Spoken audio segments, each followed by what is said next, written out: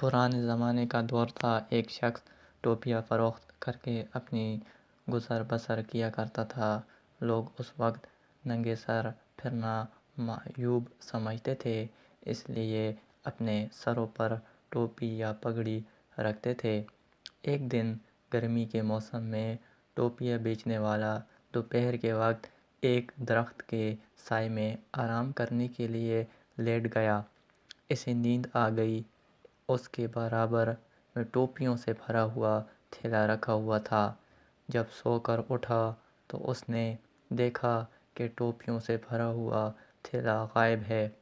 اچانک اس کی نظر درخت کے اوپر بیٹھے ہوئے بندروں پر پڑی، جہاں بندر اس کی ٹوپیوں سے کھیل رہے تھے۔ ٹوپیاں فروخت کرنے والا پریشانی میں اپنا سر کھجانے لگا، لیکن وہ یہ دیکھ کر حیران رہ گیا کہ تمام بندر اس کی نقل کرتے ہوئے اپنا اپنا سر کھجا رہے ہیں۔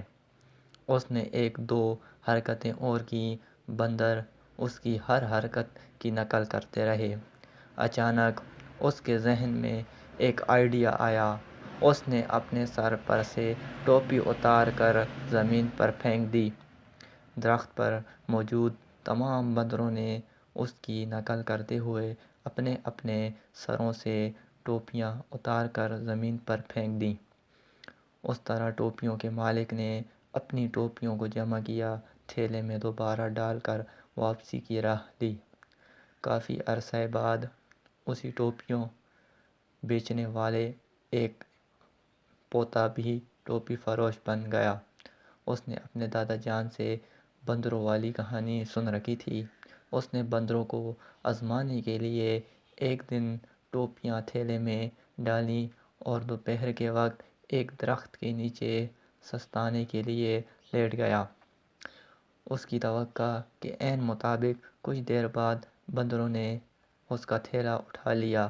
اس نے اپنے دادا کے مطابق سر کھجانا شروع کیا تو بندروں نے بھی اس کی نقل کی، لیکن کچھ دوسری حرکتیں کرنے کے بعد اس نے اپنی ٹوپی زمین پر پھینکی، لیکن بندروں نے اپنی ٹوپیاں نہ پھینکی۔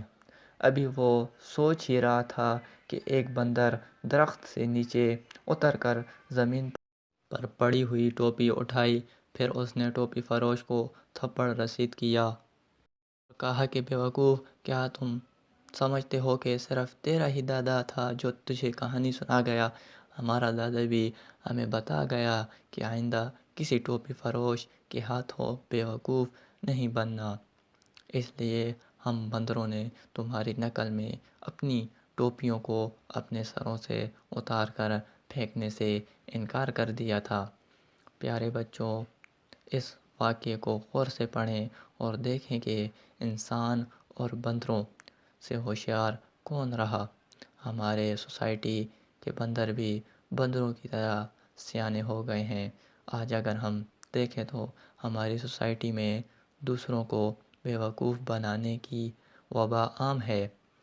ہر فرد اپنے مفاد کی خاطر دوسروں کا گلا کاٹنے پر تلا ہوا ہے۔ بے پناہ ہوشیاری کے شہر میں ایک فیکٹری مالک، پھل فروش، دودھ والا مہنگائی کا رونا روتے ہیں، لیکن ہر فرد سے مصنوعی مہنگائی کر رکھی ہے۔ ہر شخص یہ سمجھتا ہے کہ صرف وہی عقل مند ہے اور دوسرے بے وقوف ہیں۔